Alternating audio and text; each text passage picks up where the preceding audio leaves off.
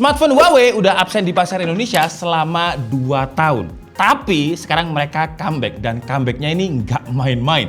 Langsung bawa smartphone terbaik mereka, si Huawei Pura 70 Ultra.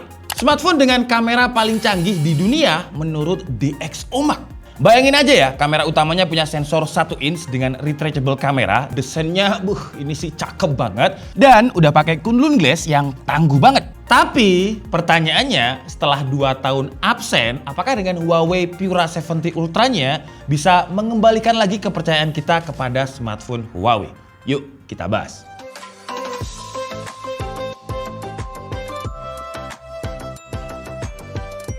Sebenarnya si Huawei Pura 70 Ultra ini udah di launching global 18 April 2024. Tapi masuknya ke Indonesia baru sekarang, ya baru ketika video ini tayang. Menariknya, meskipun sudah 7 bulan sejak peluncurannya, smartphone ini masih menduduki peringkat 1 di DxOMark. Bayangin aja ya, padahal launchingnya telat tapi dia berhasil mengalahkan Google Pixel 9 dan juga iPhone 16 Pro Max yang baru aja di launching September kemarin. Kenapa kok baru masuk Indonesia? Wah, kalau itu jujur aja saya nggak tahu ya. Tapi kalau saya riset, Pura 70 series ini udah terjual lebih dari 2 juta unit secara global. Angka yang lumayan gede, apalagi untuk smartphone flagship. Nah, dengan masuk ke Indonesia, harusnya penjualannya bisa nambah. Kenapa bisa nambah? Karena kameranya ini gokil banget. DxOMark jelas nggak sembarangan ngasih dia ranking 1 dan itu memang layak ya. Tapi sebelum kita masuk ke jualan utamanya, yaitu kamera, kita bahas dulu dari sisi desain dan filosofi kenapa namanya ini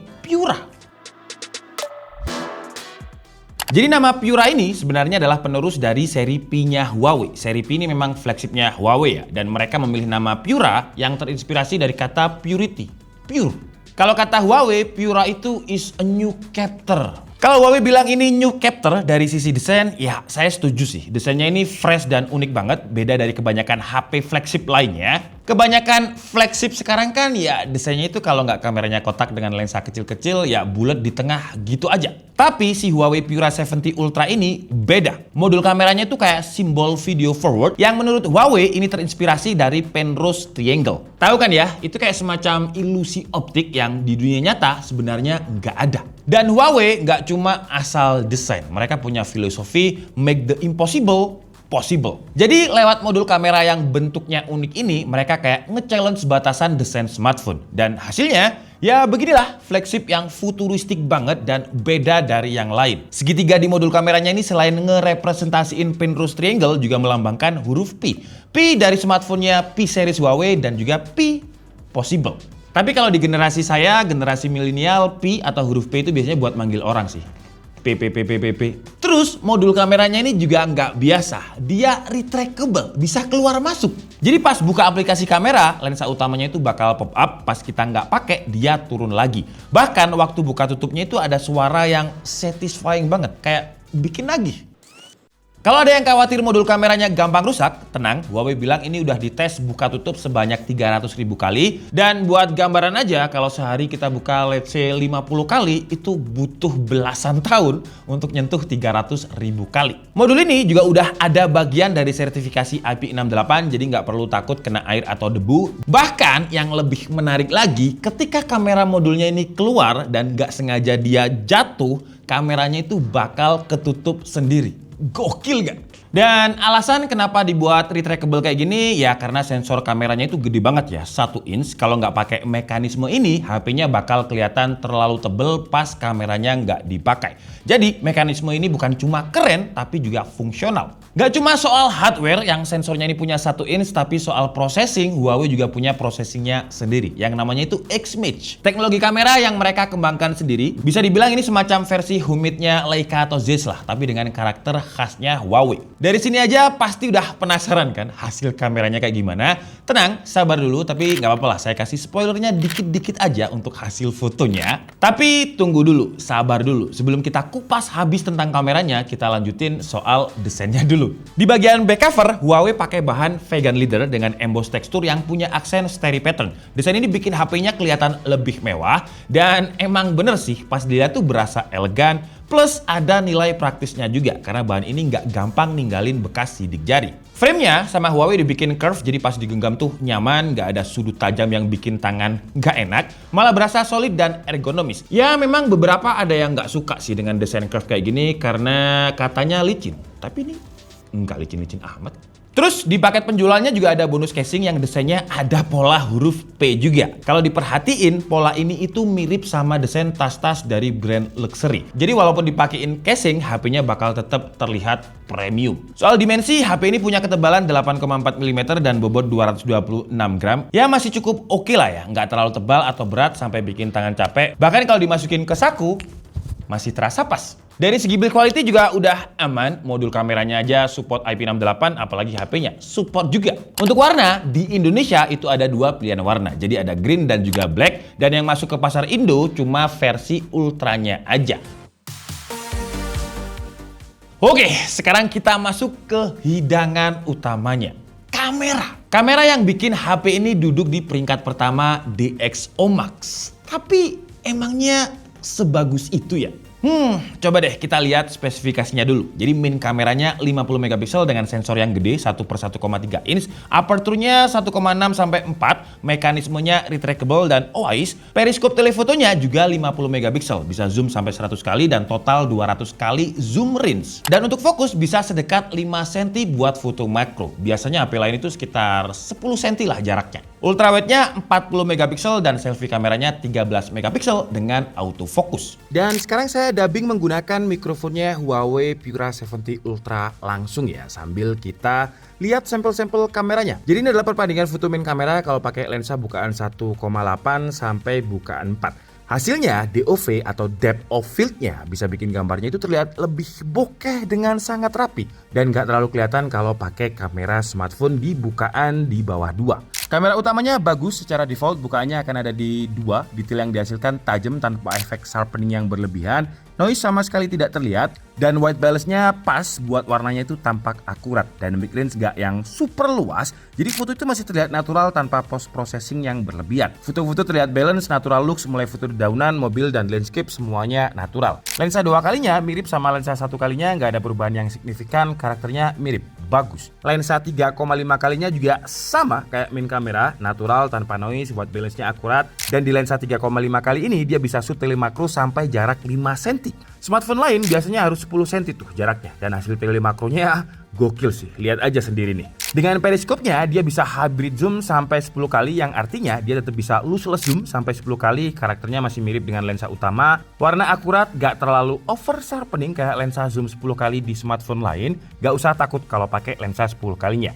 Tapi kalau di atas 10 kali baru tuh detailnya agak berubah, processing AI-nya kelihatan dan hasil gambarnya kurang begitu natural, ada efek pixelated atau cat air apalagi kalau di zoom 100 kalinya. Foto-foto ultrawide-nya juga memuaskan, detailnya melimpah, tajamnya pas, warnanya vibrant dan dynamic range-nya pas, noise hampir nggak ada, ultrawide-nya ini juga ada autofocusnya. Plus bisa digunakan juga sebagai foto makro. Selfie kamera, wah ini seharusnya jadi standar selfie kamera di semua smartphone sih. Dia punya 3 opsi zoom, 0,6, 0,8 dan 1 kali. Hasilnya lensa zoom apapun yang kita pilih, detailnya melimpah, noise rendah, dan warnanya hidup banget. Foto potret, wah malah bagus banget. Kemarin saya menggandeng Mas Arif, fotografer profesional, buat foto-foto potret dan hasilnya cakep. Di lensa 1 kali, 2 kali, dan 3,5 kali warnanya tetap sama. Separasi backgroundnya juga pas, gak berlebihan dengan edge masking yang rapi. Kita juga cobain filter black and white-nya, filter-filter lain di dalam image-nya, cakep-cakep. Sekilas kalau nggak ada watermark Huawei-nya, udah kayak foto pakai lensa prime dari kamera profesional. Bahkan kemarin kita coba foto potret tanpa lighting, cuma flash dari HP-nya aja, dan autofokusnya ini cepet. Ketika flashnya nyala seperkian detik, dia masih bisa cari fokusnya dengan pas. Foto tanpa lighting gak ada yang blur. Ngomongin tanpa lighting, low light, kalau mau foto pas malam, dari dulu kalau low light Huawei selalu bagus, termasuk pionir. Dengan sensor 1 inch-nya, foto low light gak usah takut ngeblur, noise sama sekali gak kelihatan, saturasi tetap bagus, exposure-nya juga pas, dan range foto malam juga cakep. Paling yang perlu diperhatikan di lensa ultrawide-nya sih, masih ada perbedaan tipis sama main kameranya walaupun noise-nya minim.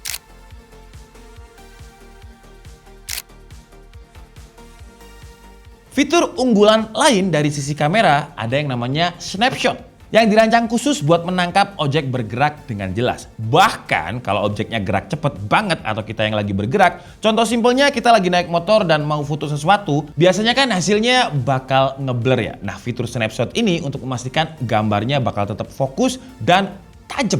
Cara kerjanya ini keren banget. Jadi dia pakai real time dual shutter exposure, satu short exposure buat bikin objek bergerak jadi tajam, dan satu lagi long exposure buat backgroundnya tetap jelas. Dan akhirnya dua gambar ini tadi, objek dan juga background itu digabung, yang akhirnya jadiin gambarnya lebih tajam. Cocok buat momen-momen yang susah ditangkap, kayak hewan peliharaan yang lagi main, anak yang lagi lari-larian, atau bahkan kendaraan yang lagi melaju.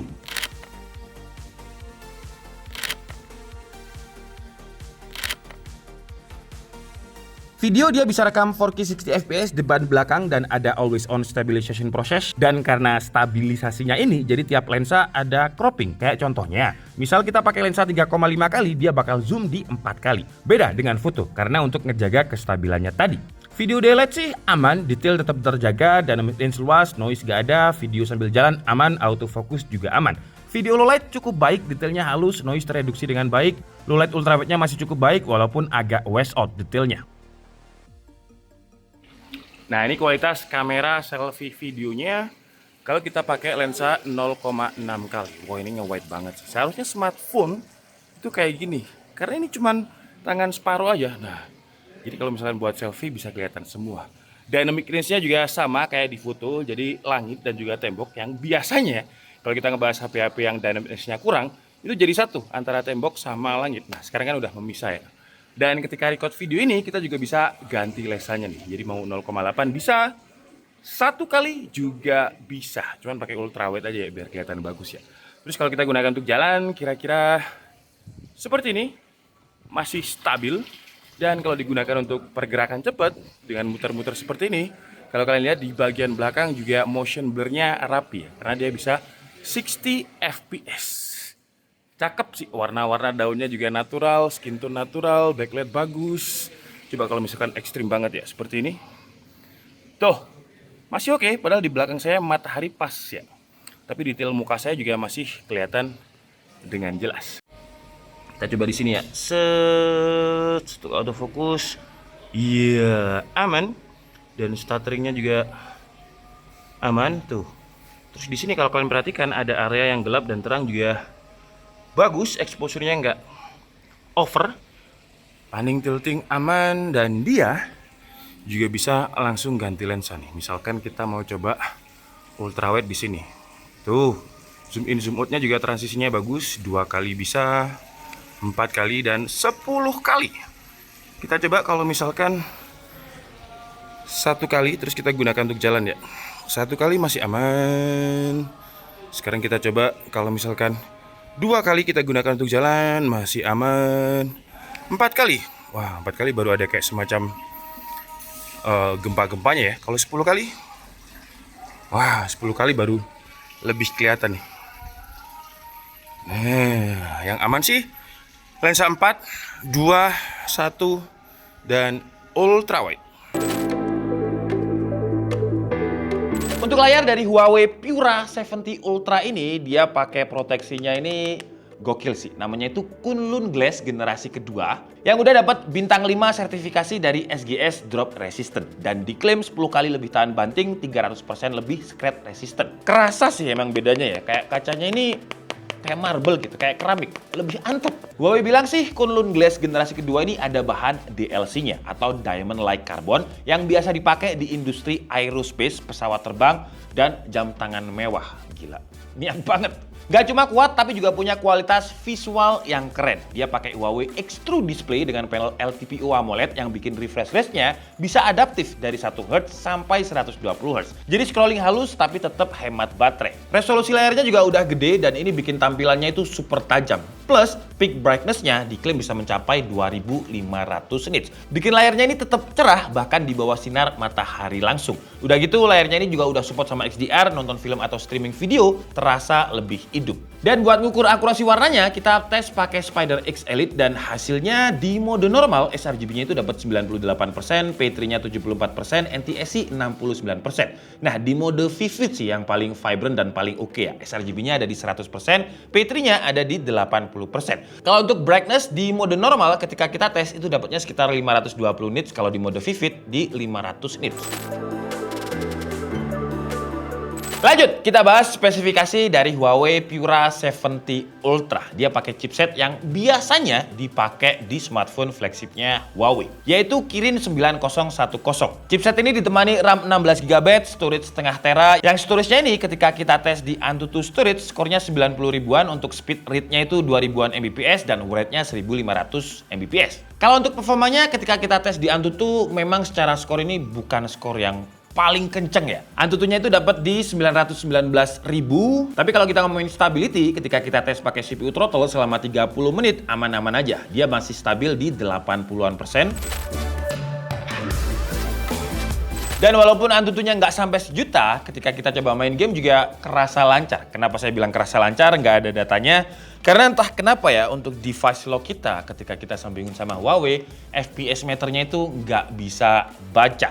Main Genshin Impact highest 60 FPS lancar, Mobile Legends Ultra, frame rate Ultra juga lancar, Arena Breakout sebut Ultra juga lancar. Untuk suhu temperaturnya ketika kita main game Genshin Impact selama sekitar 30 menit juga masih relatif dingin, dengan suhu tertinggi di bagian depan itu 41 derajat Celcius, belakang juga 41,9 derajat Celcius. Karena lumayan dingin, jadi kita tes lagi dengan record video 4K 60 FPS selama 30 menit indoor. Dan hasilnya suhu bagian depan itu 43,4 derajat Celcius, belakang sama juga 43,6 derajat Celcius. Untuk baterai, kapasitasnya bukan kapasitas HP flagship yang paling gede memang, tapi udah cukup lah ya dengan kapasitasnya itu 5200 mAh. Dan untuk daya tahan baterainya sih kalau digunakan untuk main game ya standar ya, dengan Genshin Impact 30 menit itu berkurang 15%, Mobile Legends 30 menit berkurang 6%, Arena Breakout 30 menit berkurang 9%. Untuk TikTok, YouTube dan juga Netflix berkurangnya 3% 30 menit. Nah, record video 4K 60 FPS 30 menit tadi berkurangnya 15%. Baterainya bisa dibilang ya standar lah, nggak yang awet-awet banget dan yang nggak boros-boros banget. Tapi untungnya untuk ngecasnya kenceng banget. Di paket pembeliannya itu kita udah dapat charger yang chargernya ini gede banget, 100 watt, yang kalau kita gunakan untuk ngecas 0 ke 100%, dia cuma butuh waktu sekitar 32 menit. Gokil. Dia juga udah support wireless charging, yang bisa dibilang wireless chargingnya ini yang paling gede yang ada di pasar Indo ya, 80 watt. Untuk reverse charging ada, bisa up to 18 watt, dan kalau reverse wireless charging juga bisa up to 20 watt.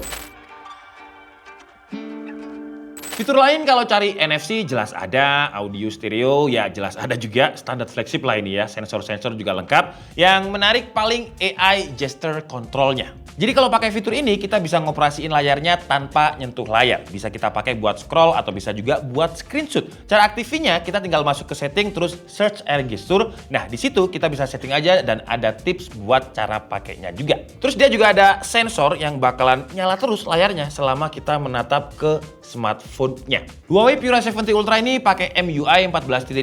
MIUI ini ya mirip-mirip lah ya tampilannya sama Harmony OS yang sama-sama dikembangin sama Huawei. Karena saya juga terbiasa pakai tabletnya Huawei, jadi OS-nya ini ya easy to use sih, lancar-lancar aja. Nah, yang saya suka di MIUI ini ada fitur yang namanya Interactive Tab. Ya bisa dibilang ini gimmick sih, tapi lucu. Jadi kalau kita ngeset tema yang interaktif di pas bagian home screen, wallpapernya itu bisa ngikutin ke arah kita ngeliat. Kalau kita lihat ke bawah bagian HP-nya, wallpapernya bakal turun, sedangkan kalau kita lihat ke bagian atas, wallpapernya juga bakal ikutan naik. Ya nggak penting sih, tapi kayak lucu dan nice to have aja. Gimik lucu lagi, stiker-stiker yang ada di MIUI-nya ini bisa kita gonta-ganti juga. Sama kayak Harmony OS, di MIUI ini juga support sama super device yang bisa kita pakai buat menghubungkan ekosistem Huawei. Cara connect-nya juga gampang, kita tinggal buka super device di control center-nya, terus tinggal kita tarik deh ke lingkarannya ini. Contohnya di sini kita mau koneksikan Huawei MatePad, ya tinggal tarik aja ke lingkarannya ini dan dia bakal auto connect. Kalau mau disconnect bisa tinggal geser ke luar lingkarannya aja. Salah satu fiturnya ini bisa kita pakai buat multi screen collaboration. Kita juga bisa ngoperasiin HP-nya lewat tablet dan bisa juga kita buat transfer file biar lebih seamless. Cuman secanggih-canggihnya smartphone Huawei pasti bakalan ada aja yang komen, Emangnya bisa Google? Tenang, karena ada peribahasa selalu ada jalan menuju Play Store. Sekarang kita bisa langsung install lewat aplikasi app galerinya. Bisa langsung aja kita search di aplikasi ini, mau install kayak YouTube, Google Docs, Gmail, atau produk Google lain, bahkan Play Store ya, kita juga bisa install di sini. Jadi ya caranya tinggal search aja, terus cari yang sumbernya itu dari Fibonacci ya. Setelah diinstal ya tinggal login aja kayak akun Google biasanya. Selain itu, aplikasi yang available di app gallery ini juga banyak selain aplikasi yang dari dulu udah ada di app gallery, kayak WA, IG, FB, TikTok juga udah ada. Lengkap sekarang app galerinya. Mau aplikasi e-commerce kayak Micet, Lazada, Blibli, Tokopedia juga ada. Aplikasi banking kayak BCA, Mobile, Livin, Mandiri, Brimo ada semua. Transport kayak My Bluebird, Gojek semuanya ada. Kita bisa install lewat APK Pure atau Gbox. Dan aplikasi kreatifnya ada Canva dan juga CapCut. Untuk aplikasi-aplikasi yang nggak ada, kalian bisa install lewat Gbox. App-app yang kita install di app gallery ini dijamin Huawei aman karena di app gallery ini sekarang udah ada kayak semacam defendernya lah yang namanya itu app gallery guard. Jadi nggak usah khawatir ada virus di aplikasi yang kita install lewat app gallery. Tuh kan, saya bilang apa? Kalau beribahasa itu banyak jalan menuju Google. Dan itu tadi adalah review dari Huawei Pura 70 Ultra, HP terbaru dari Huawei yang akhirnya masuk resmi ke Indonesia. Tapi yang masuk cuma versi Ultra aja ya, untuk versi yang Pro dan reguler nggak masuk. Tapi nggak masalah kan ya, karena yang dimasukin itu versi paling mentoknya. Untuk variannya ada dua warna ya, jadi ada black dan green dan ada dua varian storage yang 16GB 512 dan 16GB 1TB. Kalau untuk harganya, jujur ketika video ini saya buat, saya belum tahu berapa, tapi prediksi saya sih mungkin di sekitar harusnya di 17 jutaan lah. Dan infonya ketika kita beli ini bakalan dapat gratis Huawei Watch GT4. GT4 loh ya, gokil. Lumayan, dan garansinya juga resmi 2 tahun. Kesimpulannya, kalau cari HP flagship yang jualan utamanya kamera, Huawei ini jelas jadi salah satu pilihan yang sangat-sangat menarik. Sensornya gede, 1 inch. Dan kalau ditanya orang, sekarang pakai HP apa, kita bisa lebih jumawa. Saya lagi pakai HP yang peringkat 1 di X-Uma. Pamer. Desainnya juga unik, gak ada yang sama dengan HP flagship Android lain. Semua faktor flagshipnya itu udah cakep, layar juga udah kelas flagship, aman. Ngecasnya cepet, lengkap dengan wireless charging yang juga gede juga. Fitur ekosistemnya mantap dengan sesama device Huawei. Kalau ngomongin kekurangan, ya mungkin di bagian chipsetnya ya. Memang dia bukan smartphone flagship yang performanya paling kenceng. Tapi makin kesini menurut saya udah nggak banyak lah orang yang balapan cari performa, balapan gede-gedean Antutu. Dan soal performa buat keperluan sehari-hari, gaming juga masih bisa. Dan memang hidangan utamanya dari Huawei ini adalah kamera. Terutama ultra speed snapshotnya yang memungkinkan kita buat nangkep momen berharga yang sebelumnya itu sulit banget buat ditangkep. Saya Dika Setiabudi and see you on the next video. Bye-bye.